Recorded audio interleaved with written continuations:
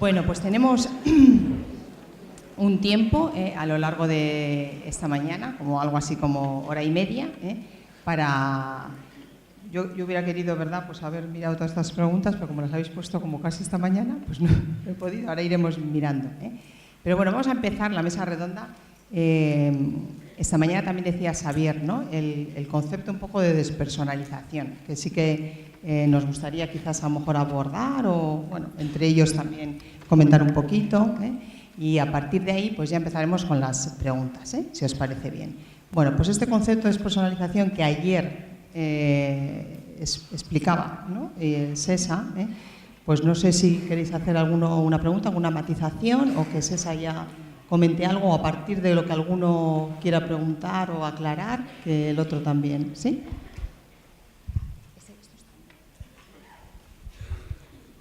No, bueno, la cosa es la terminología, que probablemente es diferente, ¿no? Cada cual decíamos que habla desde un paradigma, trasfondo hasta cierto punto lingüístico, incluso diferente.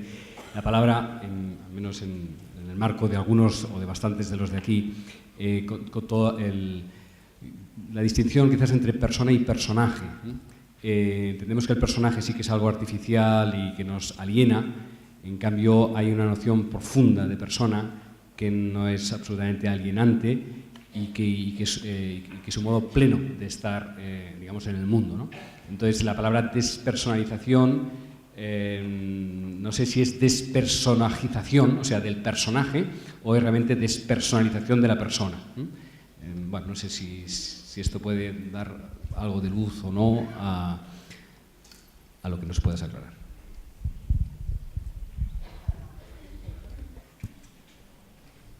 ¿Aló?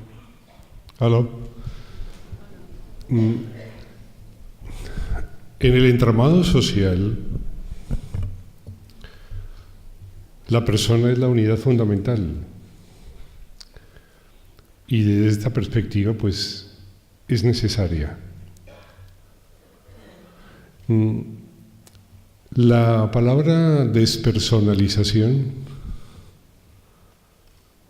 realmente está muy cuidada en buscarla, pero no hace parte de una descripción de la persona del entramado social, es decir, su ausencia social. La despersonalización tampoco está en un ámbito moral, no es la persona que elige una acción buena o mala. Estamos hablando de despersonalización en el Advaita desde una perspectiva más cognitiva, como sujeto, como ego, como yo. Les voy a contar una problemática que hay justamente con respecto a esta palabra. Cuando se tiene la plena vivencia interior, cuando la mente ronda en la no diferenciación en sus diferentes aspectos, cuando es capaz de posarse en lo que se llamaría desde diferentes vertientes el ser, el todo, la nada, cuando vuestra mente discurre en el absoluto y está en cada parte y en cada contenido de su realidad, allí la perspectiva de yo es compleja, no existe como se plantea en la vida cotidiana de una persona. El sentido de lo mío, el sentido de lo propio, cobra una dimensión totalmente diferente. Entonces, cuando se apresta uno a hablar sobre estos temas y habla de la ausencia del yo, pues los psicólogos se ponen los pelos de punta, porque el psicólogo y el psiquiatra dicen, pero ¿cómo puede que no haya yo? Es que eso es imposible. ¿Cómo va a cercenar usted a esta condición individual, consciente, que prevalece, que es el núcleo propio de nuestra unidad psicológica? Pero entonces intenta describirlo y dice, es que no hay sujeto. Y entonces los filósofos dicen, ¿cómo que no hay sujeto? Si el sujeto es la base de nuestro propio proceso consciente, cognitivo. Todo radica en la expresión del silencio que hay en la experiencia interior. Cuando en la experiencia interior existe ese silencio, es un silencio de mí, es un silencio de tú. No es la inexistencia de mí, no es la inexistencia de tú como unidad física, es la inexistencia de algo que en mí aparece como que yo soy el que acompaña la acción o el conocimiento. Aparece un sesgo profundo de desidentificación en el que la persona existe sin la necesidad de denotar que ella es diferente de mí, entonces el concepto tú cesa. Pero nuestro lenguaje tiene muchas limitancias. Nuestro lenguaje no es un lenguaje metafísico, el castellano y los lenguajes nuestros son todos lenguajes comerciales, son lenguajes para invadir pueblos, para culturizar a otros de las maneras nuestras. Nuestros lenguajes no son lenguajes muy hechos a nivel metafísica. Las palabras que tenemos para nombrar lo supremo son muy pobres, muy básicas, muy primarias. Entonces la palabra despersonalización intenta erradicar el sentido de la apropiación de la acción. Como cuando ustedes, por ejemplo, cuando leen un libro y el libro es muy interesante, desapropian cognitivamente su presencia, su individualidad en el proceso de la lectura. Por un momento están suspendidos en un acto en donde el libro existe, donde hay un observador, un sujeto que también existe, pero no hay apropiación de la acción. Esta ausencia de la apropiación de la acción, no de la apropiación, sino la desapropiación de la acción, es un término que no se usa en Occidente, porque Occidente usa de base la apropiación del yo de la acción, porque el yo es consciente. El camino interior lo que busca esencialmente es no deshacer la persona, sino desapropiar la condición cognitiva de la persona. Por ejemplo, si ustedes tienen agua de mar y quieren sacar las sales que allí hay, que están confundidas con el agua, es difícil decir voy a sacar la sal de sodio, la sal de potasio, porque es impalpable. Lo que hacen es destilar, es decir, hierven el agua hasta que quede en el fondo los retazos sólidos. Así pueden detectar la zona dura del agua. De esta manera, cuando la práctica presencial acontece, podemos mantener la fuerza de la unidad cognitiva, pero desaparece el sentido cognitivo de apropiación de la acción. Entonces es posible cantar sin apropiación de la acción. Es posible comer sin la apropiación de la acción. Como decía Xavi, es posible caminar, inclusive silenciarse sin la apropiación de la acción, porque ustedes también pueden hacer silencio y creer que ustedes están silenciosos. Ahí hay apropiación del silencio.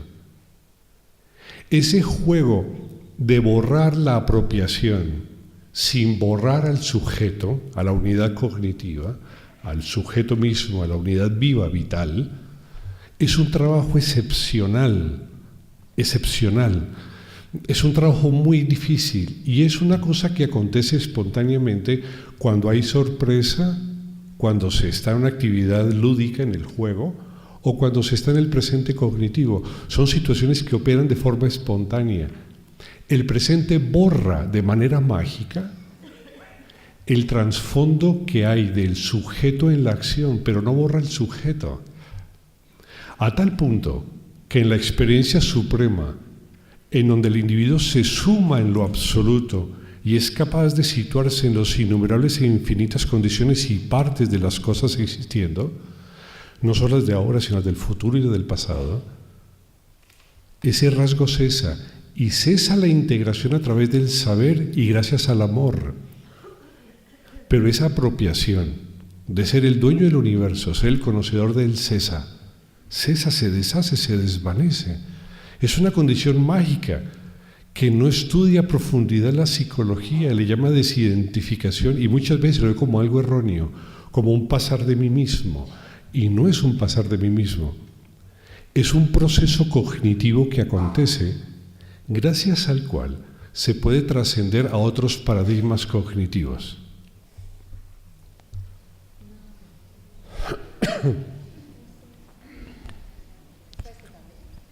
¿Sí? ¿Se oye? Sí.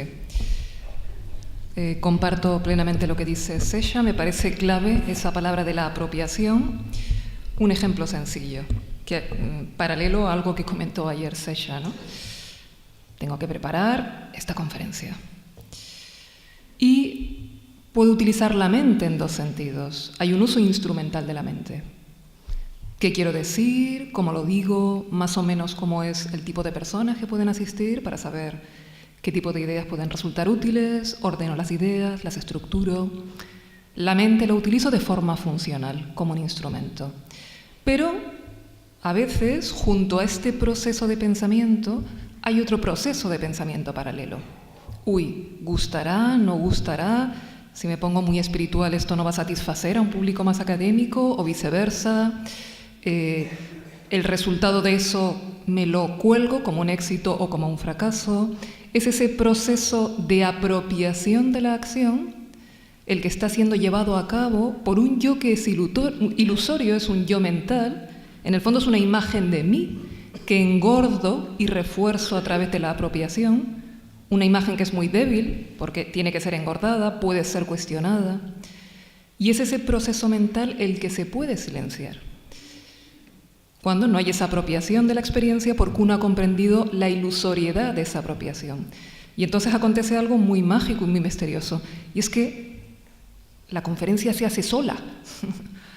La acción sucede por sí misma, por supuesto que surge de una fuente que es mi verdadero yo, una fuente de respuestas activas, cognitivas, energéticas, creativas, pero ya no hay un pequeño yo mental que se está apropiando ese proceso. Y es interesante lo que comentaba Sesha, en cuántos momentos estamos absorbidos por una acción, ese yo, ese pequeño yo, no ha aparecido en ningún momento, la acción finaliza y aparece el pequeño yo. ¡Qué bien lo he hecho! Si tú no has estado ahí, tú no has hecho nada. La acción ha sucedido por sí misma, ¿no? Entonces, lo interesante es saber de qué nivel del yo estamos hablando. Y ese pequeño yo mental se puede silenciar. Pero mi pregunta a Sesha, a raíz de este comentario, es la siguiente. Comentabas que efectivamente hay momentos, pues persona que está absorta, hipnotizada delante del televisor. Ahí no hay ese pequeño yo que se apropia de nada. Pero entiendo, Sesha, que hay una diferencia cualitativa entre esa actitud de estar hipnotizado, no hay apropiación de la acción, o cuando no hay apropiación de la acción, pero hay un sentido profundo de presencia en la acción. Que ayer lo describiste muy bien, porque es un sentido de presencia que también cambia la cualidad de mi experiencia. Y como tú decías, el mundo aparece como algo nuevo, fresco, etcétera, etcétera, ¿no? Entonces ayer, Sesha, en tu intervención, no percibí esa diferencia entre el tipo de concentración en que me pierdo, no hay un yo que se apropie de la experiencia, pero tampoco hay un sentido profundo de presencia en esa situación, y las situaciones en que no hay ese pequeño yo que se apropia de la acción, pero sí hay ese yo profundo, ese sentido de presencia, ¿no? Que tiene ese sabor tan profundo de realidad. Sesha, esa es mi pregunta.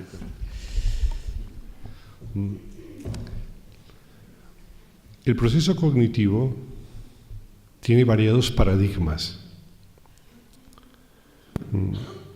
Estos paradigmas, en la medida en que se depositan como base del proceso de la percepción, hace que ésta cambie. Voy a intentar ser lo más rápido y lo más consistente para poder contestar esta pregunta.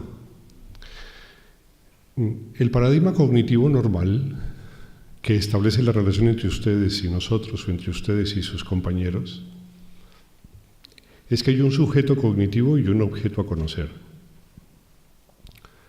Esto es una suerte de circunstancias que suceden siempre, de tal manera que el universo finalmente se detona como una realidad dual, diferenciada. Ese dualismo puede ser idealista o realista, hay muchas variantes. Ese es el engrama básico, es decir, el universo es realista, el universo es diferente de mí que lo observo. Sobre ese paradigma y sobre esa manera de construir la realidad, se ha planteado y se analizó el universo. Cuando uno estudia el universo y busca las leyes que lo conforman, tiene que tener una base, una serie de axiomas sobre los cuales pueda construir una realidad consistente. La realidad consistente que hemos construido es que el sujeto es diferente del objeto y que el sujeto es consciente. Pero pasa una cosa, y es que cuando se realizan ciertas acciones bajo ciertas actitudes cognitivas, como dice Mónica, estar concentrados, o otras que se manejan en los eslabones, en las cadenas de las filosofías orientales, como estar presentes, en el proceso cognitivo pasan cosas, ocurren cosas, está pasando algo. Y es que la relación objeto-sujeto se modifica si la atención se sostiene constantemente en el presente, sin importar la acción a que se refiere el presente, sino que la acción se sitúa constantemente en el presente, se detona espontáneamente un cambio de paradigma y pasa de un paradigma dual a lo que llamaríamos inicialmente o un paradigma total. Es decir, hay plena convergencia de solo objetos, o si los sentidos se coartan, se quitan, si los sentidos no son propios como intermediarios en el proceso de la cognición y nos vamos adentro, entonces cesan los objetos mentales. Y en vez de haber despersonalización, lo que ocurre es desobjetivación de ausencia de objetos mentales. El primer paso en un cambio de paradigma cognitivo es la totalización totalmente sujeto o totalmente objeto.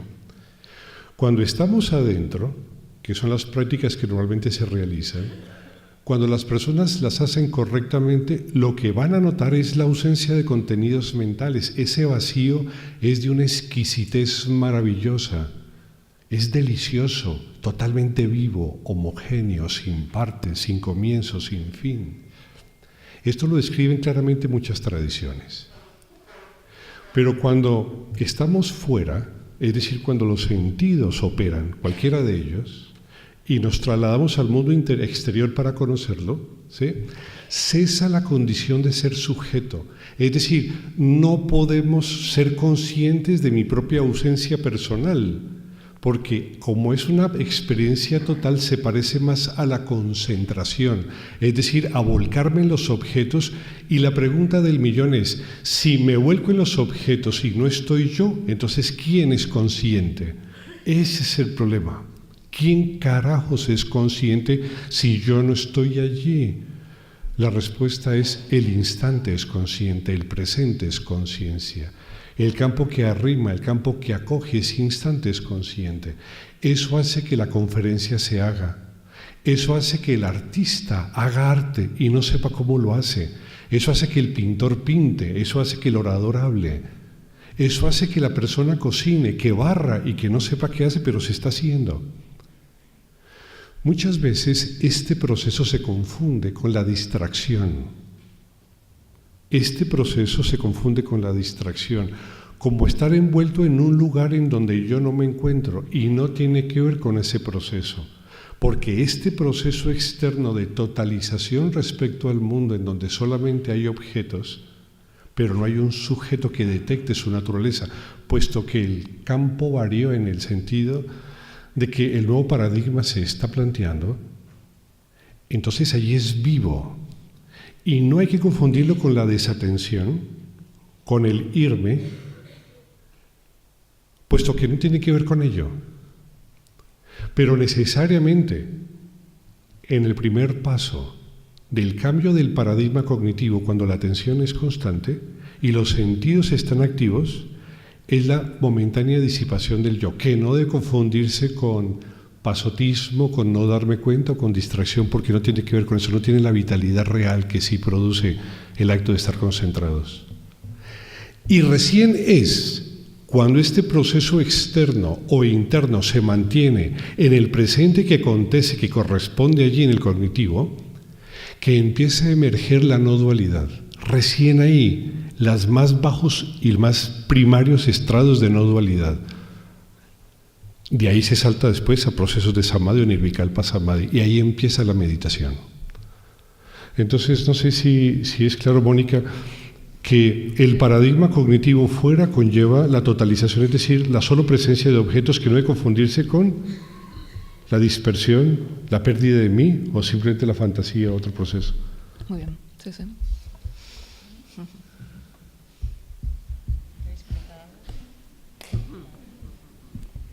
Solo una cosita breve que no sé si es necesaria o no, pero porque me sorprendo compartiendo plenamente lo que dice César e incluso compartiéndolo desde dentro, compartiendo lo que ha dicho Javier esta mañana y compartiéndolo de Mónica. Entonces, lo que experimento es que nuestro lenguaje es muy limitado, realmente, que depende del marco teórico en el que estamos hablando y al que nos referimos, para que la misma palabra signifique cosas diferentes. Por ejemplo, como César decía, si a un psicólogo o psiquiatra le hablas de despersonalización, él dice esto es una patología, es una psicosis que se llama técnicamente incluso desrealización, y que a las personas que la padecen, yo conozco algunas que están diagnosticadas de este problema, solo ellas y sus personas cercanas saben lo que eso produce de sufrimiento, ¿no? Entonces, en un ámbito determinado, en el ámbito psicológico, despersonalización significa lo que es y, claro, nadie la quiere para sí ni para nadie.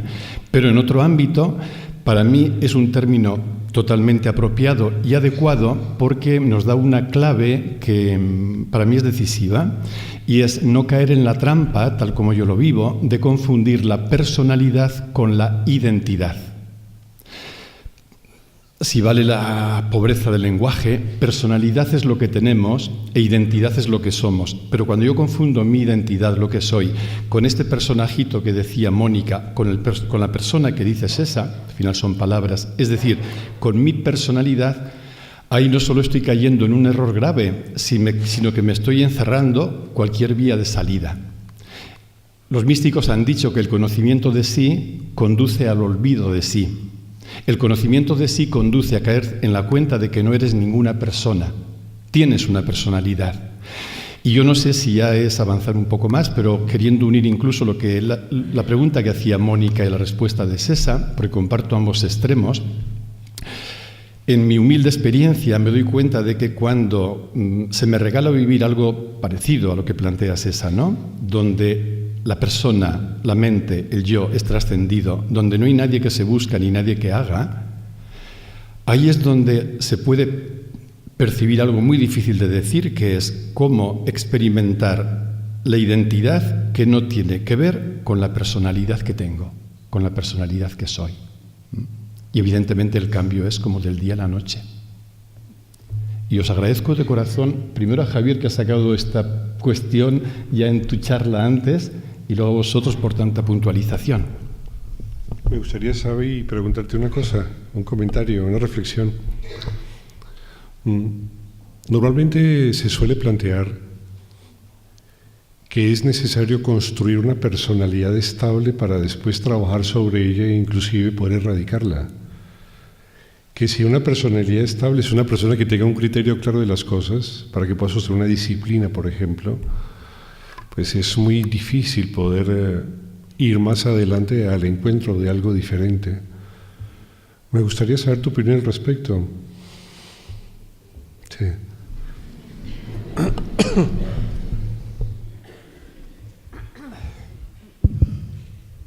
Bueno, vamos a ver.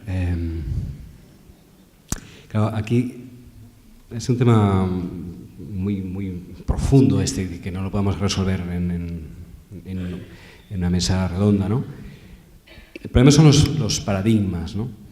Vamos a ver. Yo creo que, no sé cómo resumirlo mucho, pero el paradigma personalista, yo creo que distingue entre persona, personalidad y personaje. Y que cuando habla de persona, está hablando, yo creo, lo que en otros marcos podría referirse al yo profundo.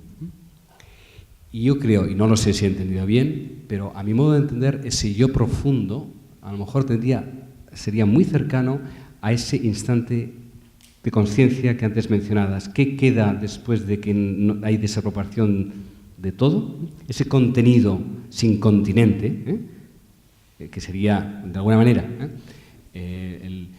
el yo sería el receptáculo de conciencia que contiene ese momento, ¿no? La pureza, digamos, de la desapropiación que lleva a esa conciencia de lo que está sucediendo, yo creo que también a eso se le podría llamar el fondo de la persona que en ese momento está sintiendo eso. Yo creo que no es ni la personalidad y mucho menos el personaje. Y que tendría que ver, yo creo, en el paradigma personalista, creo que es a lo que se refiere con el yo profundo. La pedagogía, entonces, tu pregunta es muy importante y no, creo que hay caminos diferentes, ¿no? Un camino es trabajar un yo consistente para después deshacerlo, a lo mejor es una pérdida de tiempo, vamos directamente, hay un budista, Ibsen, ¿no?, contra el yo, tiene un trabajo muy bueno que dice, no, es que fomentar la estructura yoica no hace más que perder el tiempo porque al final hay que deshacerla. Entonces, ¿a dónde lleva eso? Es mejor ya desde el principio ir digamos, a disolverla, ¿no? Bueno, es posible que sea un camino, ¿no? Lo que pasa es que yo creo que ese camino está hecho desde una experiencia no dual que sabe muy bien a dónde lleva ese camino.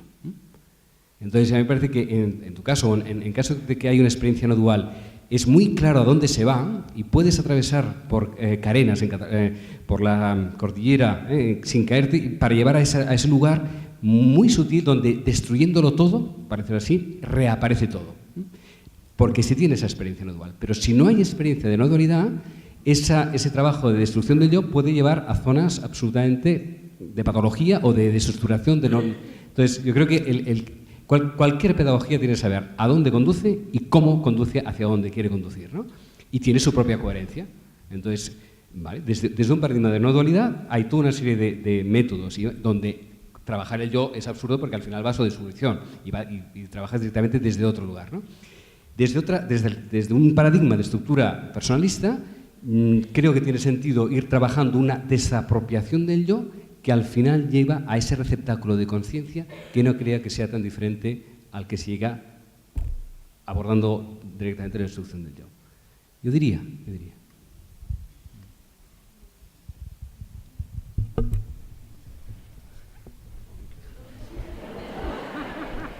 Yo llevo, muchos años, ¿no?, acompañando a personas en procesos personales de autoconocimiento y yo no percibo ese dilema. Porque lo que nos estorba, lo que nos impide madurar, no es la persona, no es nuestra individualidad, nuestra singularidad, sino el personaje.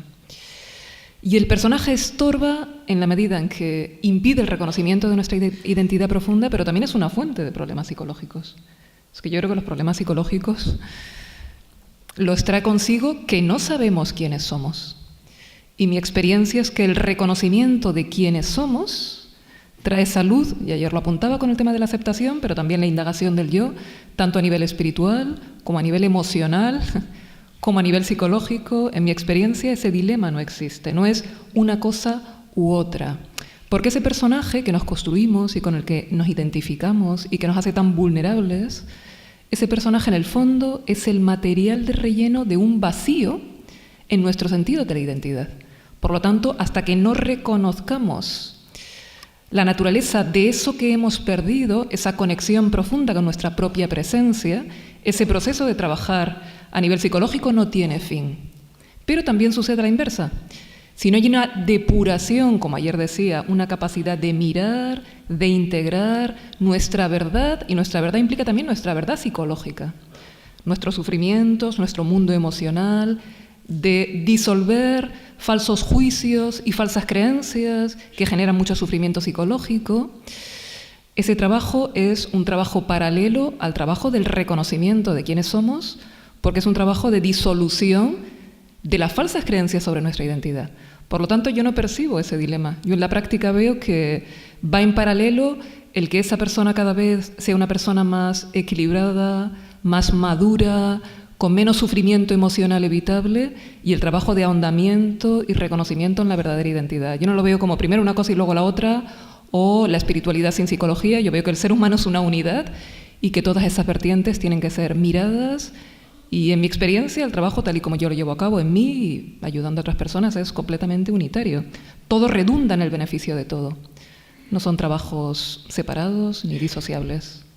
Creo que es un poco también tu planteamiento, Enrique, por lo que yo conozco, ¿no? Sí, y también con lo que es mi trabajo personal. Desde la psicología transpersonal, una de las claves interpretativas básicas dice que no se puede trascender el yo si primero no se tiene un yo integrado. Esto evidentemente, como dice Mónica, yo tampoco lo entiendo, ni la psicología transpersonal lo entiende como algo sucesivo, ¿no? Pero pareciera que la evolución no va a saltos y entonces que recorre como un proceso. Esta necesidad de integrar el yo, todo lo que tiene de unificación psicológica, integración psicológica, etcétera, como de habitar la propia persona, y como paso para trascender el yo, es lo que nos explica la diferencia entre lo que es una experiencia prepersonal y una experiencia transpersonal. Evidentemente, un animalito tampoco tiene una consciencia de separación, ¿no? Está ahí, pero la consciencia que vive, la experiencia que tiene el animalito es prepersonal. Es justamente la integración del yo, tal como plantea la psicología transpersonal en este también paradigma, la que permite que esa experiencia sea, a partir del proceso vivido en la integración personal, se trascienda. Algo así.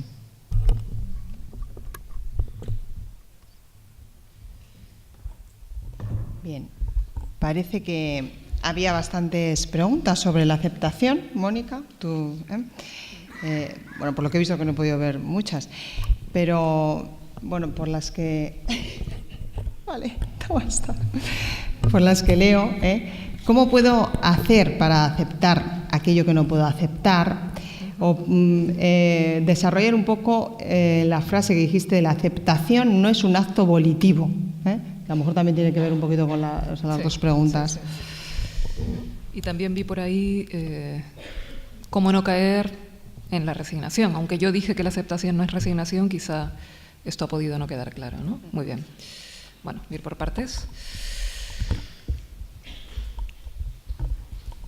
Aceptar es aceptar lo que es. Le preguntaban al maestro Eckhart, vale, hay que aceptar la voluntad de Dios, pero ¿cómo sé cuál es la voluntad de Dios? Y contestaba el maestro Eckhart, la voluntad de Dios es lo que es, así que como lo de tu abuela, ¿no?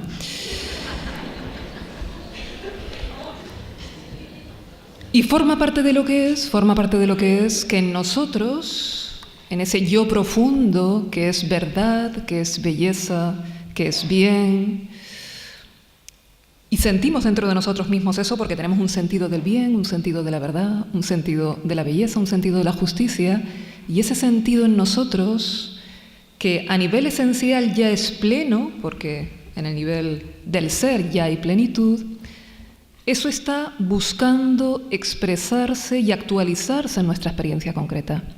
Y por eso sentimos en nosotros un impulso hacia el crecimiento y hacia el desarrollo que nos constituye. En ese sentido, la vida es crecimiento, la vida es desarrollo, la vida es acción, y también tenemos en nosotros un impulso a, cuando percibimos una injusticia, a equilibrar esa situación. Cuando sentimos que podemos poner belleza en una situación, a ponerla, buscamos la verdad. Ese movimiento nos constituye, y en ese sentido la vida es acción, la vida es crecimiento, y cualquier filosofía o planteamiento espiritual que apague este impulso de vida, en mi opinión, es dañino y es erróneo. Cuidado con entender la aceptación de una forma en que apague en nosotros este impulso transformador. Ahora bien, este impulso hacia el crecimiento, este impulso a poner verdad, bien y belleza, allí donde sentimos que está carente, puede darse de dos formas completamente diferentes. Es la distinción que establecí entre el anhelo de perfección del yo ideal, de ese personajillo, o el impulso hacia la excelencia del yo profundo.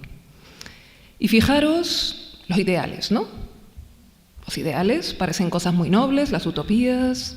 Hay dos formas de entender los ideales.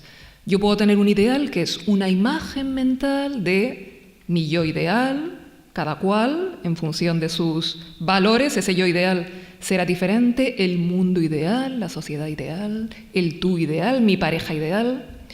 Tener esas imágenes mentales que yo proyecto en un futuro y ansío realizar, y como ayer decías, son esas imágenes mentales las que me pueden hacer entrar en conflicto con mi experiencia presente porque no es como yo siento que debería ser.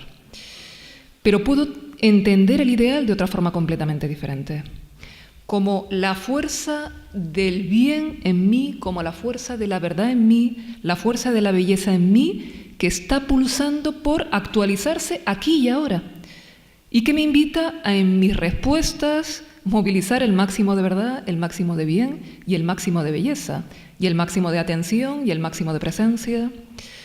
Ese movimiento está en mí en el presente. Ese es el verdadero ideal. Y ese es el impulso que hay que obedecer. Pero eso no tiene nada que ver con una imagen mental fija a la que me apego y que impide la reconciliación y la aceptación con la experiencia presente. Y por eso decía ayer que un signo, una forma de distinguir las dos cosas, que son completamente diferentes, es que el yo ideal le incomoda, le altera profundamente aquello que no encaja con sus imágenes mentales. Y por eso estoy haciendo un trabajo interior y un día descubro una limitación que creía que había superado y que sigue ahí, y me deprimo y me entristezco y yo no debería estar aquí y entro en conflicto con mi realidad. Desde ese impulso hacia la excelencia del yo profundo no se da eso. Hay un anhelo de verdad y por lo tanto hay alegría y hay felicidad en el descubrimiento de una faceta de la realidad nueva, fuera de mí o en mí, aunque lo pueda llamar limitación. Porque, como ayer decía, hay más realidad y hay más verdad en mi vida. Un ejemplo muy sencillito para que esto quede claro. Me diagnostican una enfermedad grave. Rebelarse al principio es humano, es natural, no somos sobrehumanos, pero tras esa rebelión natural acepto ese hecho. Comentaba antes un compañero, me diagnosticaron un problema de salud y no se me pasó por la cabeza ¿por qué a mí? Más bien pensé ¿por qué no a mí? Pocas personas cuando les toca la lotería dicen ¿por qué a mí? ¿No? Pero sí es un comentario frecuente cuando tienen un problema de este tipo. Hay una aceptación, somos humanos, forma parte del hecho de ser humanos el que podamos enfermar y he enfermado. Asumo esa realidad, no me niego a experimentarla y no me niego a sentirla y no me niego a sentir también todo lo que ese hecho despierta en mí. Asumo esa realidad, pero me remango y empiezo a investigar y empiezo a averiguar formas en que puedo sanar de mi enfermedad. Cuidado, una cosa no excluye la otra. Al revés, desde la aceptación y no desde el por qué a mí y la rebelión y la ira y la ansiedad que hace que tema enfrentarme a mi enfermedad, que sepa que está ahí pero lo miro de reojo. ¿Cuándo mi acción va a ser más lúcida? ¿Cuándo mi acción para resolver ese asunto va a ser más eficaz, más serena? Desde la aceptación.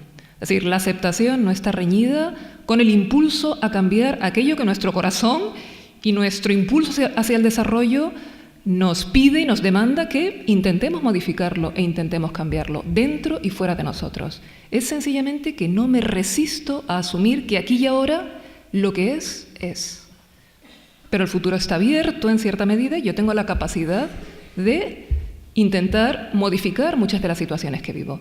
Pero en cada instante de ese proceso de intentar cambiarlas hay una reconciliación con lo que es. Y en cada instante del proceso personal de mirar y comprender y ver mis limitaciones y poner discernimiento porque anhelo crecer, anhelo transformarme, hay paz con el momento actual en el que estoy. ¿Es que yo ya debería ser más madura? No, estoy donde estoy. No debería ser de ninguna manera. Estoy en el punto en el que estoy, tengo el nivel de conciencia en el que tengo. Como decía Nisargadatta, considerando todos los factores, en último término, estoy donde puedo estar, pero no me resigno, sigo poniendo luz en mi vida, sigo poniendo conciencia, porque la conciencia es el factor que dinamiza en mí el crecimiento y la transformación. Puede haber compromiso con la transformación y a la vez reconciliación completa con mi experiencia presente, fuera y dentro de mí. Se entiende esta distinción, ¿no? Es importante porque si no parece que se está invitando a la resignación y, insisto, filosofía o espiritualidad que genere pasividad, en mi opinión, no es sana, es perversa. Esto es un tema. El otro era, aunque no quiero alargarme en exceso, ¿no? Aceptar que no puedo aceptar.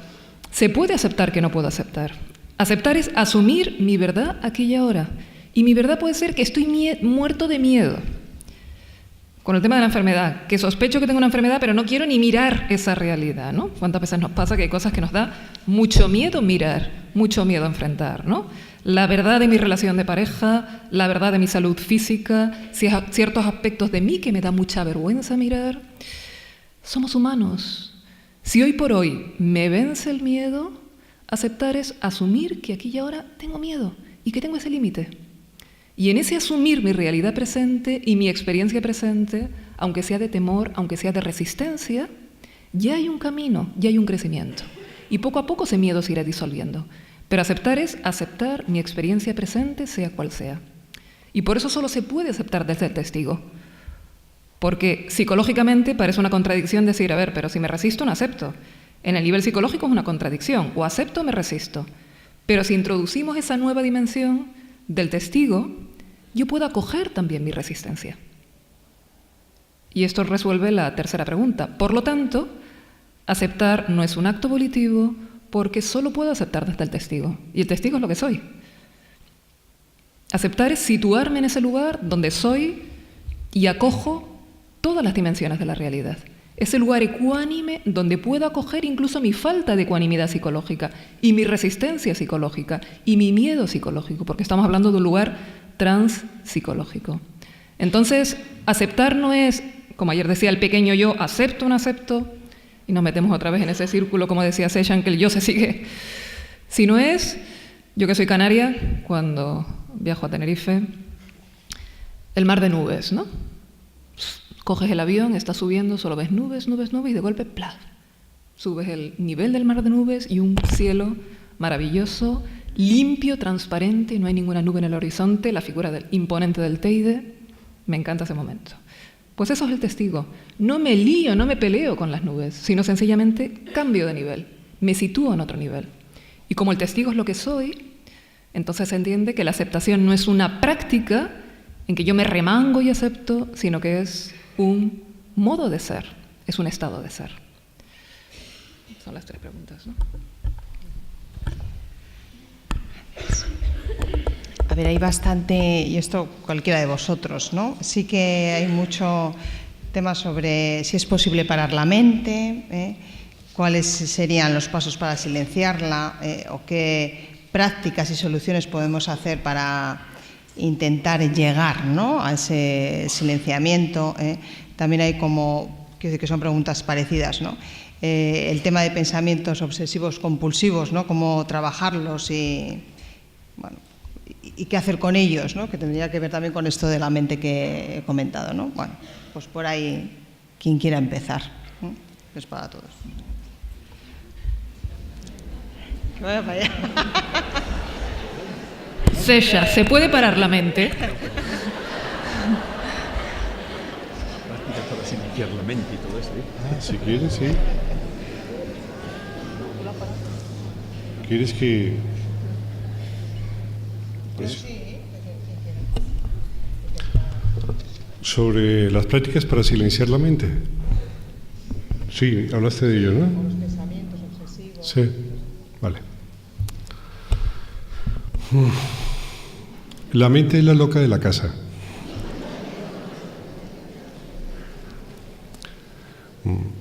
A veces acepta ciertas cosas, la intención o el deseo, y gracias a la voluntad marca un derrotero para hacia una meta. Pero en verdad hay una cosa que es muy claro, es que la mente es muy desordenada. ¿Qué quiere decir una mente desordenada? Que nuestros propios procesos cognitivos, a veces, por no decir a veces, no tienen orden. Podemos pasar de un objeto a otro sin saber cómo llegamos de uno a otro. ¿No les ha pasado alguna vez? La mente es profundamente desordenada, es caótica. Es tan caótica que, por ejemplo, si uno dice, vamos a multiplicar 9 por 16. 9 por 16. Empiezo, ¿no? A ver, 16, 9 por 16, 90 por 10, 90, más, bueno, íbamos en 90, ¿qué pasó? 90, 16, 16 por 9, 54, pero ahora 90, y ese es fácil, ¿no? Porque podría ser un número diferente. Pensar es un arte que implica orden, que implica lógica. Amar es un arte que implica entrega. Pero nos cuesta mucho amar y nos cuesta mucho saber, porque el instrumento que tenemos que nos permite saborear esas circunstancias es muy caótico, es muy desordenado. Nosotros tenemos capacidades normales para memorizar libros, diálogos, llegar a nuevas ideas a través de procesos lógicos. Tenemos capacidad creativa, tenemos el don de detectar la belleza, podemos subirnos en tantas cosas que evidentemente la mayoría de las veces no hacemos. ¿Por qué? Porque la mente es caótica. ¿Qué es una mente caótica? Es una mente que no tiene un orden, que no puede establecerse en el orden concreto de lo que acontece. No puede. Viaja por la fantasía, viaja por el desorden, viaja por la distracción. La mayoría del sufrimiento deviene de la distracción y de la fantasía de la mente. Deviene de pensar en cosas que no hay que pensar. Deviene en sentir cosas que no hay que sentir. Deviene de emocionarse en momentos que no corresponden. Nuestra mente es absolutamente caótica. No hay silencio. En la mente del ser humano no hay silencio. Silencio no es que no haya nada. Silencio es un leve susurro de existencia, un leve susurro de vitalidad. Silencio es que las fronteras de la mente y las fronteras del cuerpo son como tentáculos que a veces se alargan y se convierten en ustedes. A veces esos tentáculos se alargan y se convierten en el futuro que será el universo. A veces se contraen y se convierten en el pasado de lo que alguna vez fue algo. A veces simplemente rozan árboles, montañas, cielos y planetas enteros. Ese es el silencio. Es el silencio de una conciencia que fluye como un continuo. Pero no podemos experimentar cosas simples como esas, que no son simples evidentemente, porque estamos profundamente abocados a nuestra propia historia. ¿Qué son ustedes cuando se miran sin historia? ¿Qué son ustedes cuando se miran sin pasado? ¿Qué es un objeto? ¿Qué es el sentir cuando se lo observa sin pasado? ¿Podemos acaso percibir el mundo sin historia? ¿Podemos percibirnos a nosotros mismos sin ella? Cuando hablamos de aquietar la mente, no hablamos de destruir la mente, no, ni de anularla. Cuando era jovencito y estudiaba, me acuerdo la voz del silencio de Blavatsky, parte de la tradición tibetana, decía: destruya el discípulo al destructor. Y decía, joder, destruya a la mente, que es su adversario. Joder, estos tibetanos. Pero claro, desde la prerrogativa de un medio y una cultura que lleva a unas condiciones específicas, a lo mejor tiene validez, es su camino.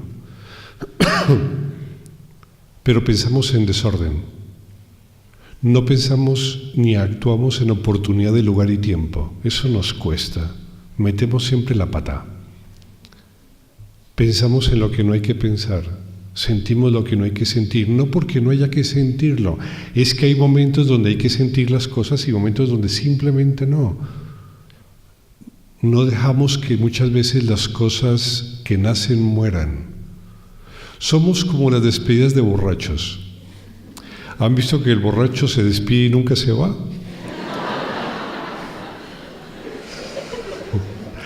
Así es la mente. Habla, parlotea y nunca para, nunca corta. Es una verborrea. Se parece cuando toman magnesio en exceso, es una diarrea total. Si fuésemos lo suficientemente inteligentes, podríamos decir, no quiero pensar. ¿Podría ser?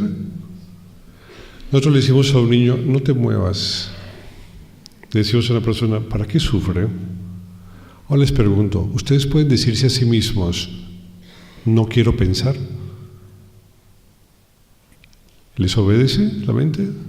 No, no les obedece.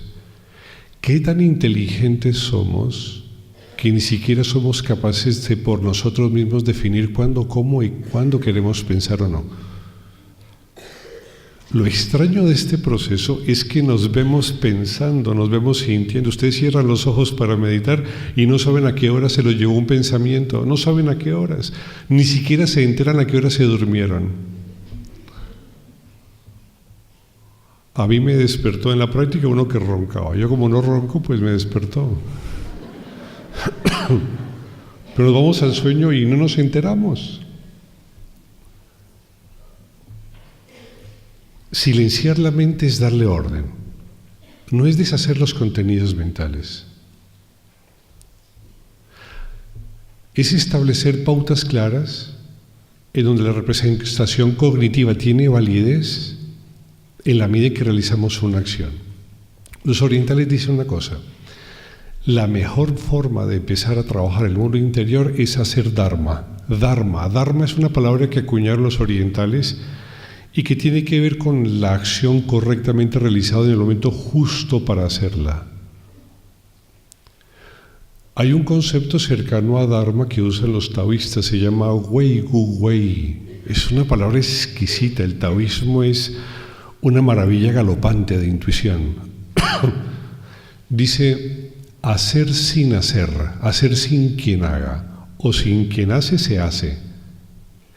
El arte de actuar es el arte, al igual que pensar, es el arte de hacer sin quien haga, de sin hacer hacer, y haciendo no hay quien realice la acción. Sepan que la acción más diestra que ustedes pueden realizar y lo que ayuda eminentemente a poder forjar cierto orden en sus propias mentes es pensar como acción o actuar con el cuerpo, cuando corresponda hacerlo, encontrar ese ambiente especial, único, en donde es necesario hablar o donde simplemente es necesario hacer silencio, donde es necesario comer, donde es necesario correr, donde es necesario inclusive llorar, o donde es inclusive necesario matar o morir. Hay un tiempo para todo, único y válido. El gran problema de nuestra cultura es esta hiperactividad que lleva a actuar sin importar qué, a hablar sin importar qué se dice, a moverse aleatoriamente sin una dirección clara y consistente. Se establece orden en la medida en que un individuo es capaz de responder a lo simplemente cotidiano, a lo simplemente amoroso, a lo simplemente inteligente en oportunidad de lugar y tiempo. Aprendan a estar atentos en la vida cotidiana y dense en cuenta cuándo se van. No lo hagan mucho tiempo porque se enloquecen, pero háganlo un rato a la semana. Si van caminando, noten lo que perciben: su olor, su sabor, su color, su forma, el tono, lo áspero. Noten las cosas que perciben, la simpleza de lo que hacen. Y si se van con desorden a la mente a otro sitio, recójanla amorosamente, tráiganla. Y no la castiguen. Simplemente depositen nuevamente la atención en lo que deben estar haciendo, en lo que corresponde por Dharma realizar. Yo creo que colocarle orden a la mente es el mayor de los trabajos y el más necesario de todos ellos. Es lo que enaltece ser consciente y ser humano.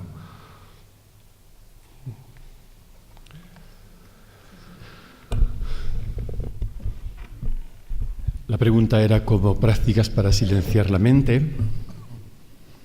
Yo alimento la esperanza de que nuestros descendientes o descendientes de quienes tengáis descendientes utilizarán la mente igual que utilizamos los ojos, los oídos, la nariz, como una herramienta, como un órgano más, ¿no? Pero no caerán en la trampa de identificarse con ella. Es como cuando necesitamos un clavo para clavar un cuadro y vamos a la caja de herramientas, agarramos el clavo, clavamos el cuadro y dejamos de nuevo el martillo en la caja de herramientas, ¿no? Es utilizar la mente como una herramienta preciosa, exquisita, pero no caer en la trampa de identificarnos con ella o de encerrarnos en ella. Prácticas para callar la mente es la misma, utilizando la metáfora con la que se inició ayer el foro, es la misma que utiliza esta sala con todos nosotros. Contiene todo, no echa nada fuera, no se pelea con nada, no resiste nada, pero no se identifica con nada. Por utilizar el lenguaje al que se refería Mónica, es situarnos cada vez más en este aprendizaje que nos coloca en el testigo. El testigo ecuánime, que es otro lugar, hay más cerquita de la consciencia que somos, y desde ahí somos conscientes de todos los contenidos que pasan por nuestra mente, pero no nos identificamos. Y cuando nos damos cuenta de que estamos atrapados, nos resituamos ahí. Es como una toma de distancia, que no es distancia de las personas, no es distancia de las cosas, no es distancia de los problemas, no, es distancia del error que nos hacía estar metidos en una jaula que no somos, distancia del ego, de la jaula, para vivir en el lugar de la mayor ecuanimidad. Javier, también preguntaban en esta línea a ti concretamente que ¿podrías poner ejemplos concretos de la práctica meditativa en silencio, como estábamos ahora con el tema de nuestro día a día, además de meditación contemplativa, aparte de eso? Bueno, antes de esto, vamos a ver, en otras, yo creo que en casi todas las tradiciones hay otro órgano, además de la mente, que es el corazón, que no es el lugar de la afectividad, es algo más profundo que lo que solemos identificar por corazón habitualmente, ¿no?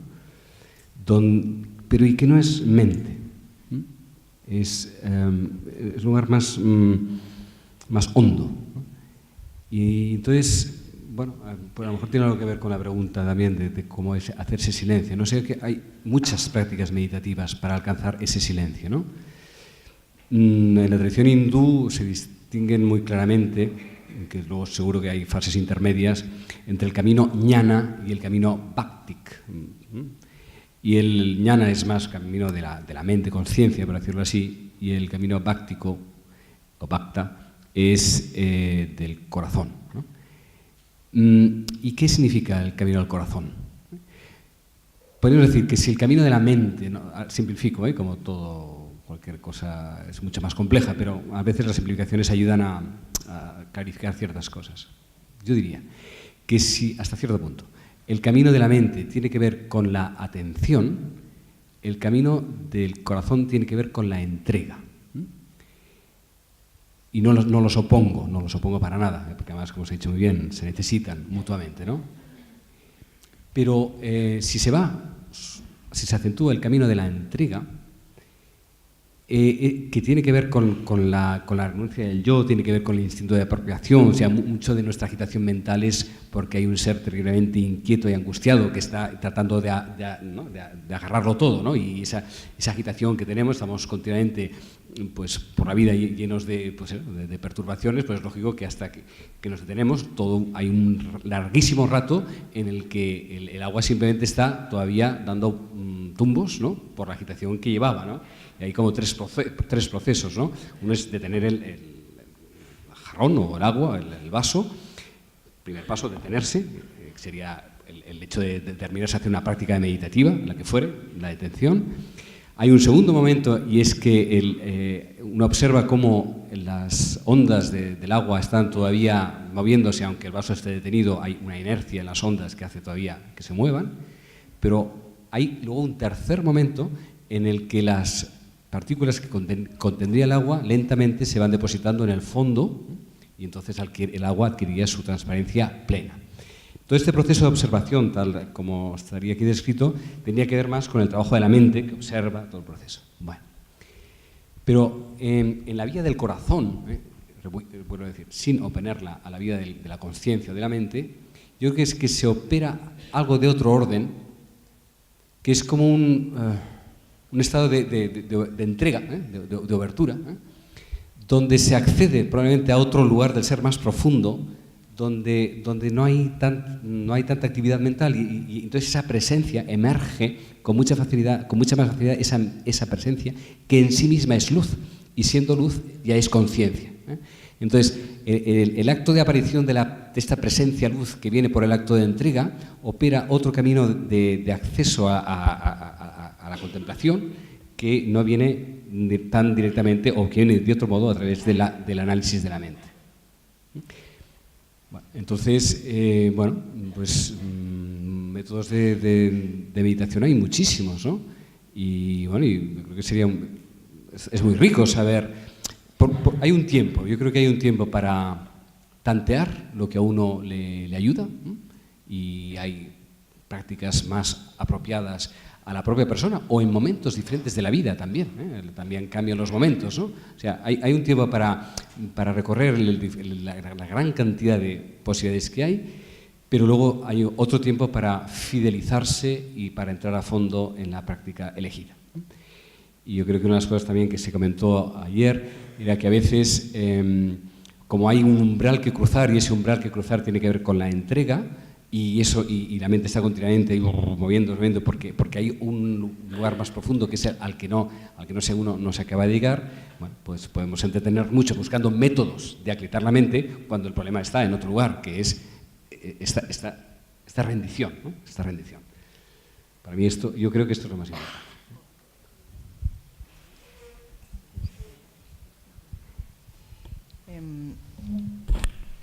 A ver.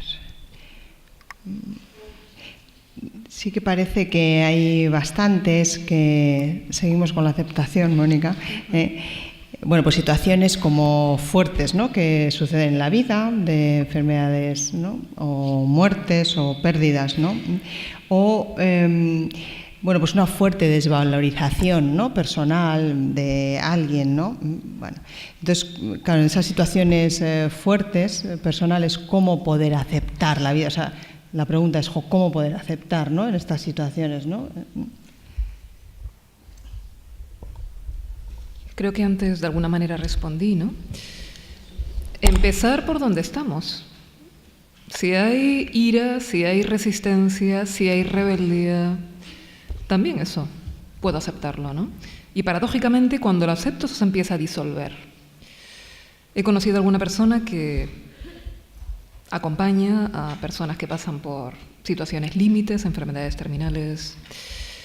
Y un día lo hablaba con ella, ¿no? Porque advirtió que cometía un cierto error. Y es que una persona que muy recientemente había sufrido una pérdida significativa, enseguida le invitaba a la aceptación, pues la muerte forma parte de la vida, con lo cual no le daba permiso para que en ese momento expresara y sintiera lo que estaba sintiendo. Y es un profundo enfado, un profundo dolor, una profunda ira. También hay un momento para dejar ser eso, ¿no? Pero dejar ser eso no significa ser connivente con eso. Hay un momento para permitirnos, como ayer dije, estar donde estamos y sentir lo que estamos sintiendo, pero ese primer paso nos va a invitar a seguir profundizando en esa aceptación y de forma natural hay un momento en que uno acepta la situación en sí y deja de rebelarse frente a ese acontecimiento y es donde sucede la verdadera rendición. Pero el punto de partida de la aceptación es siempre el momento vital actual. Aceptar el punto en el que estoy. Permitirme sentir lo que estoy sintiendo. Asumir mi verdad aquí y ahora. Creo que eso responde de alguna manera a esa pregunta, ¿no? Sí, lo que pasa que a veces es como querer también como recetas, ¿no? O sea, ¿qué prácticas puedo hacer, ¿no? O sea, claro, entonces a veces quieren como más, ¿verdad? A ver, hay también alguna pregunta sobre el tema de niños, ¿no?, de padres, en concreto, bueno, pues como esa preocupación de la necesidad actual, a lo mejor de los padres que tienen de que sus hijos caminen o hablen o escriban lo antes posible y que, bueno, y esa también, bueno, pues oferta, ¿no?, de todo tipo y que les apuntan a muchas cosas, ¿no? Entonces, dos preguntas que lanzan, que recogen también muchas de las que hay. ¿Cómo deberíamos mostrar el mundo a nuestros hijos? Esto sería para todos vosotros, quien quiera responder. ¿O es que quizás no debemos intervenir en su aprendizaje y simplemente observarlo. Bueno, ¿quién quiere? Con los niños, ¿qué hacer con los niños?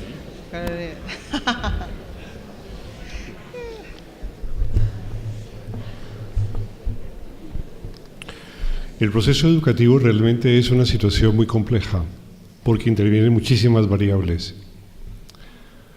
Lo primero, básicamente, es definir qué es educación.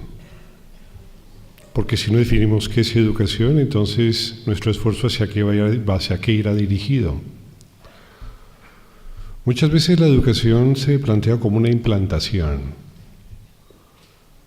O una implantación de una serie de ideas, de reacciones, para que una persona pueda advertir ciertas condiciones y aprender de ellas. Y el día de mañana, pues, poder manejarlas. Eso tiene un grave problema, el concepto de la implantación. Durante casi 2000 años la Iglesia tuvo la capacidad de poder educar a los feligreses, tuvo el control de la educación. Se ha perdido cada vez más y ahora lo tiene el Estado. El Estado es el que determina las normas y las pautas educativas. El Estado en algunas ocasiones lo ha perdido cuando las personas intentan a través de la escuela abierta crear pautas propias que intentan implantar en los niños. La verdad es que ninguno de todos los modelos básicamente ha funcionado, porque al final cada quien lo que intenta es, a través de lo que implanta, salvaguardar la propia naturaleza de lo que considera es la educación. La religión salvaguardaba su estatus. El Estado intenta básicamente salvaguardar también el estatus. Y las escuelas abiertas, pues evidentemente con las ideas abiertas que tienen, intentan salvaguardar aquellas condiciones que asumen son válidas.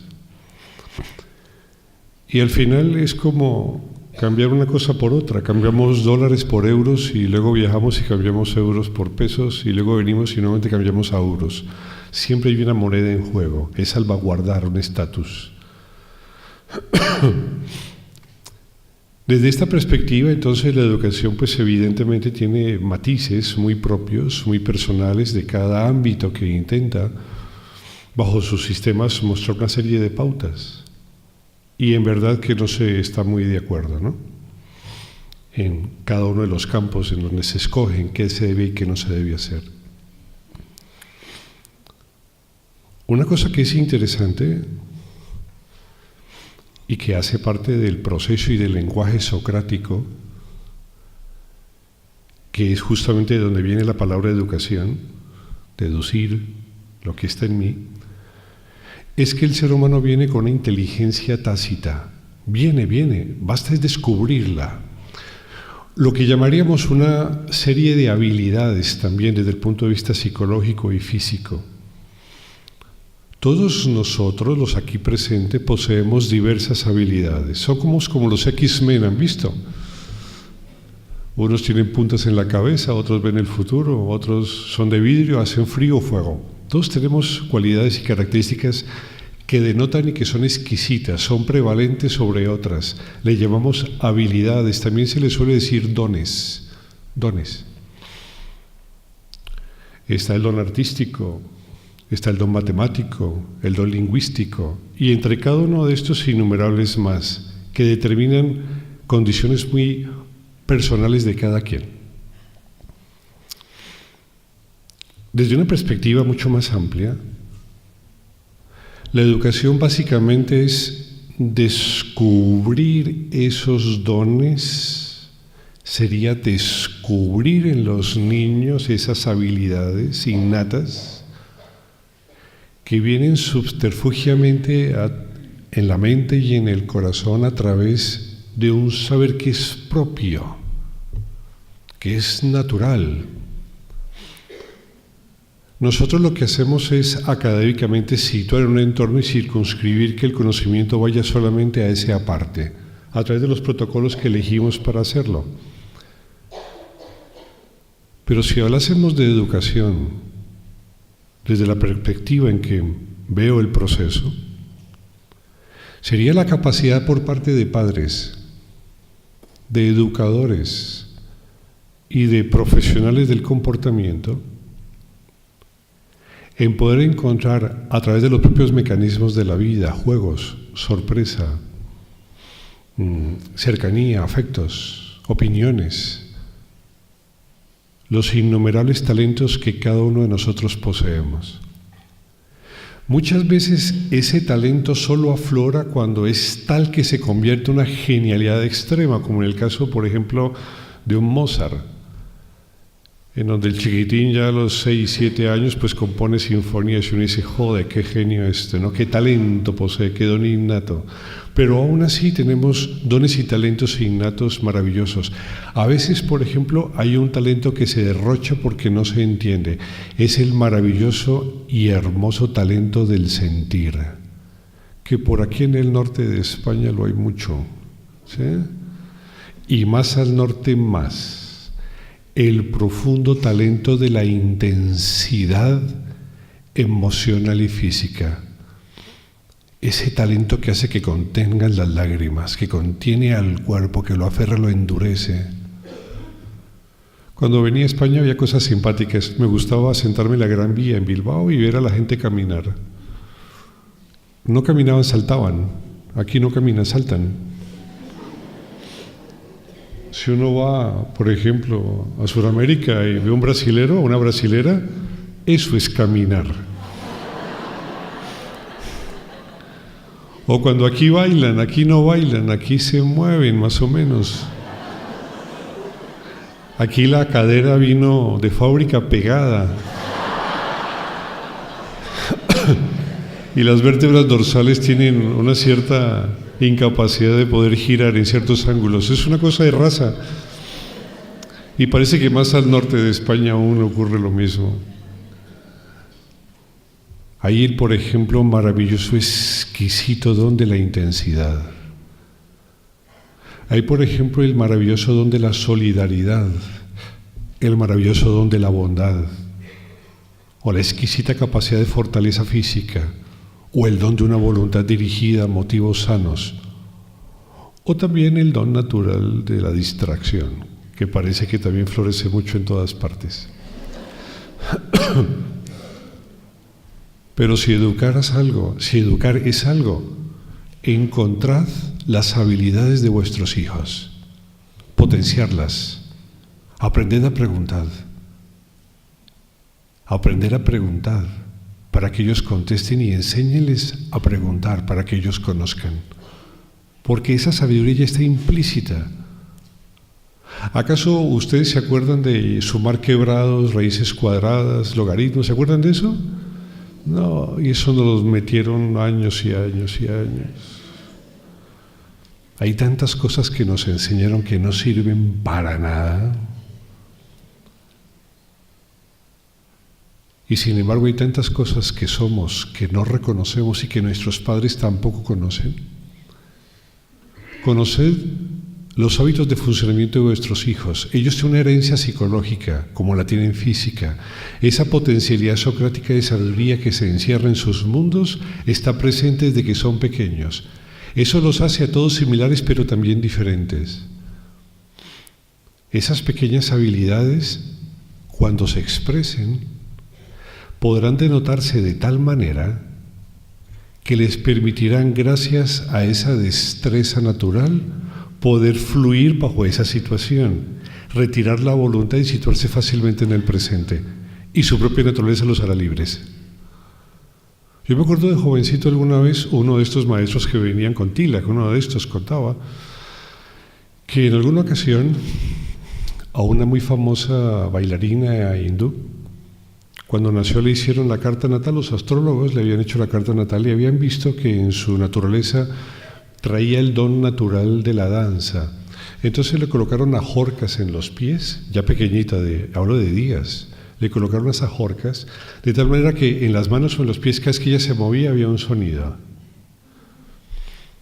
Y de esa manera tan simple empezaron a despertar aquello que por potencialidad tenían. Claro, evidentemente el astrólogo, entre comillas, tendría la posibilidad de poder notar ese don. Nosotros no tenemos astrólogo en la casa, pero la propia observación de la vida y de las cosas que hay a nuestro alrededor y de ellos, cómo se mueven, cómo corren, cómo caminan, cómo te miran a los ojos, qué piensan, qué sienten. Investiguen preguntándoles y permitan que les pregunte.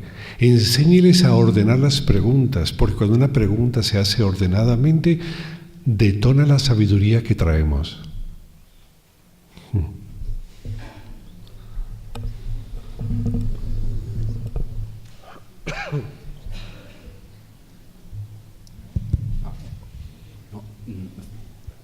Yo diría brevemente tres cosas más.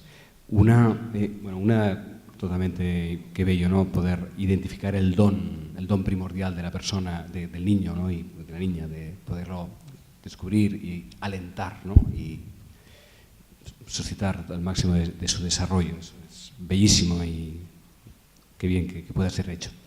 Segundo, yo creo que es también importantísimo el no confundir a los hijos consigo mismo. Las proyecciones son terribles. La confusión entre uno y su hijo. Es decir, todas las frustraciones o ideales que uno hubiera querido y que no ha tenido, los proyecta sobre su hijo y entonces ahí se produce una confusión que cuesta muchísimos años después de desatascar eso, ¿no? Entonces, dejar al otro ser otro, ¿no? Dejar a tu hijo o tu hija ser hijo, hija, en lo irreductible e irrepetible que uno es, sin confundirlo con las propias proyecciones, eso me parece que es importantísimo y fundamental. Y causa mucho malestar y mucha culpabilidad el no responder a las expectativas de los propios padres y eso yo creo que es una fuente tóxica terrible que cuesta además muchos años sacársela de encima. Y lo tercero, eso no impide lo que Francesc muy bellamente dijo ayer, ¿no? Que al final uno da a los hijos lo que, sin proyectarse, pero lo que a uno le ha ido bien, digamos, ¿no? Igual que la lengua que va a hablar no la elige, sino que será la lengua que hablan los padres y la lengua que hay en el entorno. Es decir, que lo que uno vive en verdad y le nutre a sí mismo sea lo que también probablemente va a ofrecer a sus propios hijos. Lo que me nutre a mí, pues después ya lo elegirás tú, pero hoy por hoy es lo que te transmito, dando esos espacios de libertad para que luego en el momento que sea oportuno la persona, el niño, la hija, acoja o no la acoja, digamos, ¿no? Pero es evidente que lo que uno considera como valor fundamental, y yendo al tema de la oración o de la meditación, del silencio, lo que fuere, pues está claro que si hay una ecología familiar donde el tiempo del silencio, de la naturaleza o lo que fuere, se cultiva desde pequeño, porque los padres lo viven, tratan de vivirlo con veracidad, pues que eso lo transmitan con naturalidad y si es con naturalidad no va a provocar, en su momento, pues los rechazos normales de la adolescencia o lo que fuere, pero si es verdadero y a los padres les ha nutrido eso en verdad, a los hijos eso les llegará como la lengua que han recibido, como los valores que en otras cosas han construido, ¿no?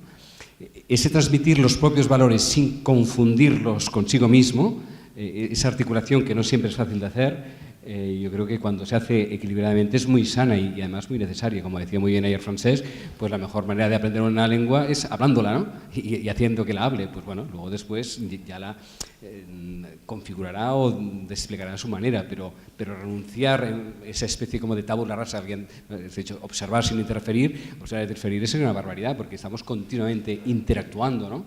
Pero desde lo verdadero que a uno le nutre, también dar para nutrir a las propias criaturas, digamos.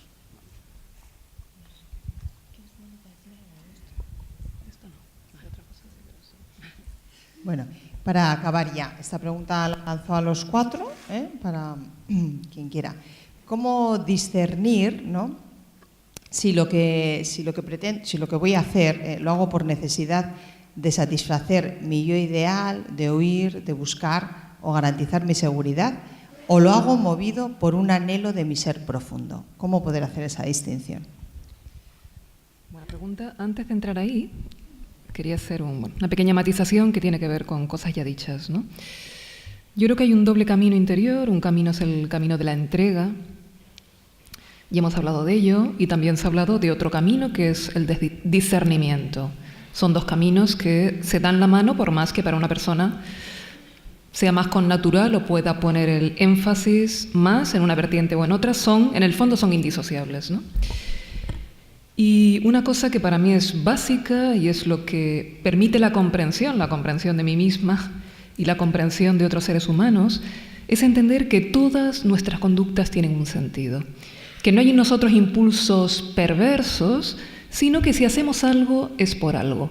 Y cuando rascamos en conductas que de entrada calificamos de inapropiadas, de dañinas, vemos que esa conducta tiene su razón de ser, que a través de ella buscamos algo que en algún lugar de nosotros interpretamos como un bien, y eso lo que requiere es un ejercicio de discernimiento para darnos cuenta de que esa percepción de que eso es un bien es errada. Y pongo un ejemplo, ¿no? Ese duendecito, ¿no?, del que hablaba Sesha, ¿no? Podemos tener la actitud de decir, uy, es un duendecito perverso o que me impide tener paz interior y voy a luchar contra él. Eso no tiene sentido. Yo creo que ese falso yo, ese yo mental del que antes hablé, con el que nos identificamos, en el fondo tenemos buena voluntad para nosotros, para con nosotros mismos, ¿no? Queremos ser, queremos afirmar lo que somos, y el problema es que tenemos creencias erróneas, juicios erróneos y malentendidos sobre quiénes somos. El trabajo, por lo tanto, es deshacer el malentendido, darnos cuenta del error que nos lleva a situar nuestra identidad en ese yo mental, en ese yo pensado. Y hasta que no se disuelva ese error, esa lucha es una batalla perdida, porque nadie se quiere suicidar. Y hasta que no tenga un vislumbre de otra forma de sentirme ser, que me da un sentido de identidad mucho más profundo, mucho más denso, mucho más real, tampoco voy a abandonar ese pequeño yo, porque nadie se quiere suicidar. Con lo cual es importante ver qué juicios errados, qué percepciones erradas hay detrás de nuestras conductas, pero partiendo de la base de que esa conducta en el fondo tiene un sentido. Lo mismo con la aceptación. Antes decían, ¿qué hago si no puedo aceptar, ¿no? Y yo decía, bueno, no resistirme al hecho de que aquí y ahora no puedo aceptar, pero también poner discernimiento. Si no puedo aceptar es porque estoy interpretando que en esa aceptación hay una pérdida. Y hay que rescatar la percepción o el juicio erróneo que hay detrás. Por ejemplo, hay personas que no aceptan porque entienden que aceptar es aprobar. O porque piensan que si acepto, como ayer dije, renuncio a mi impulso hacia la excelencia, etcétera, etcétera, ¿no? Entonces también hay que poner discernimiento para ver el sentido de esa resistencia, porque esa resistencia no es absurda, tiene su propia inteligencia, tiene un sentido, pero hay juicios erróneos que hacen que ese sentido, que de entrada es positivo, se esté expresando de una forma que resulta perjudicial. Por lo tanto, discernimiento y entrega son dos caminos que se dan de la mano, ¿no? Y recuérdame la pregunta. ¿Cómo discernir si lo que pretende hacer con necesidad es satisfacer mi ideal o cómo si surge movido por anhelo de la distinción? Sí. Esto requiere... Sí. Bueno, antes dije algo que puede ser un criterio, ¿no? Y es que el anhelo de crecimiento y de excelencia del yo profundo siempre está en paz con lo que es. Y el yo ideal, o el tú ideal, o el mundo ideal, o mis imágenes fijas sobre cómo deberían ser las cosas, generan sistemáticamente conflicto con la realidad. Y esto no significa renunciar a las imágenes que nos guían en nuestra vida, ¿no? Tenemos imágenes que nos guían, que nos orientan, pero tienen que ser imágenes flexibles. No tienen que ser imágenes rígidas, tienen que ser preferencias, pero no tienen que ser exigencias, ¿no? Yo creo que esa es una distinción básica, ¿no? Y luego, el yo ideal siempre compensa. Si yo me identifico con una imagen de mí, con una idea de mí, esa imagen de mí, esa idea es limitada. Y eso contrasta con el anhelo de plenitud que procede de nuestro yo profundo, ¿no? Y es esa asfixia, esa sensación terrible de limitación, resultado de vivirnos como idea, la que hace que necesitemos construir un yo ideal. Un yo ideal que es otra imagen de mí que contiene todo aquello que yo pienso, vale, ahora me siento limitado, pero cuando consiga, cuando obtenga este reconocimiento, cuando tenga tal tipo de experiencias, cuando entonces seré feliz, seré pleno. Es un juego de imágenes, ¿no? Y el anhelo de excelencia del yo real no tiene que ver con imágenes mentales. Y se contacta con ese anhelo a través del sentir. Se ha hablado también de cómo silenciar la mente. Yo creo que una forma también de silenciar la mente es el contacto con el sentir. Porque, en primer lugar, si yo pienso que yo soy un yo mental, voy a vivir el no pensar como un suicidio. Con lo cual, como antes dije, primero hay que dilucidar quién soy yo, ¿no? Pero también acudo a la mente porque pienso que la mente me va a asesorar sobre las cuestiones fundamentales. Y continuamente estamos en debates internos, debo hacer esto, no debo hacerlo, y una parte de mí me dice una cosa y a los 5 minutos otra parte me convence de la contraria, porque confiamos en que la mente es una fuente de luz. Pero cuando nos damos cuenta de que la mente no es una fuente de luz, que la luz viene de un lugar más profundo y que la mente puede encauzar esa luz que viene de un lugar más profundo o no, y que ese lugar más profundo no me habla a través de palabras, me habla a través de un sentir, y que esa guía es un sentir, y empiezo a escuchar ese sentir y a entrar en contacto con ese sentir, de forma natural la mente se silencia.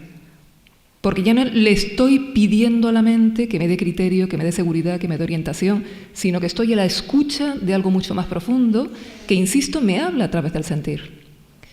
El sentir que hace que sintamos un gesto interno de aprobación cuando vemos un gesto humano sincero, auténtico y desinteresado, el que moviliza en nosotros un gesto de esto tiene que ser equilibrado cuando hay una injusticia, el que nos roba la paz cuando no estamos viviendo de una forma auténtica, congruente, o lo contrario, el que nos da paz y serenidad cuando estamos yendo en la dirección adecuada, el que nos da energía y alegría cuando estamos yendo en una dirección que permite la actualización de nuestro potencial, el que nos entristece y nos deprime cuando no está siendo así.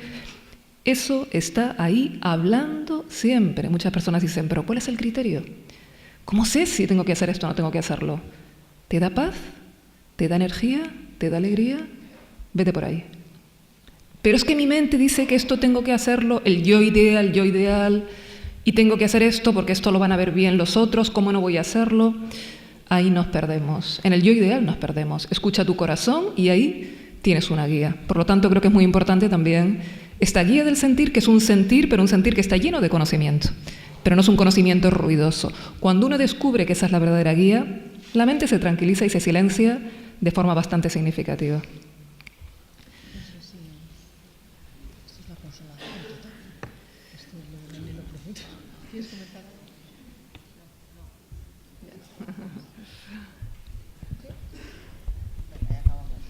Habla de un criterio para discernir. A mí trato de vivir dos criterios, uno en positivo y otro en negativo. El criterio en positivo es la desapropiación de la acción, ¿no? Lo que vivo, lo que pienso, lo que comparto, ¿es desapropiadamente o hay una búsqueda, cualquier forma que sea, ¿no? Y los efectos, en la línea que compartía Mónica, de la desapropiación siempre es el descanso, la paz y la coherencia con lo que es. Porque si no hay apropiación, el permitir estar en lo que es automático. Y por el otro lado, los efectos negativos es preguntarme qué ocurre cuando me siento frustrado en aquello que pretendía, que hacía. Y a veces la frustración me pone ante los ojos la verdad quizá de mis intenciones ocultas, ¿no? Parecía que era muy desapropiado, que brotaba de lo mejor de mí, pero cuando estoy frustrado noto o enfado o tristeza o resentimiento. A mí la palabra clave es desapropiación. Perdón. Bueno, pues muchísimas gracias a los cuatro, a Francesc también que se ha ido, a todos vosotros, porque sin todos vosotros, sin cada uno de vosotros, esto no hubiera sido posible. Así que muchísimas gracias. Ahora tenemos al clown y la danza acabamos a las 2. Muchísimas gracias.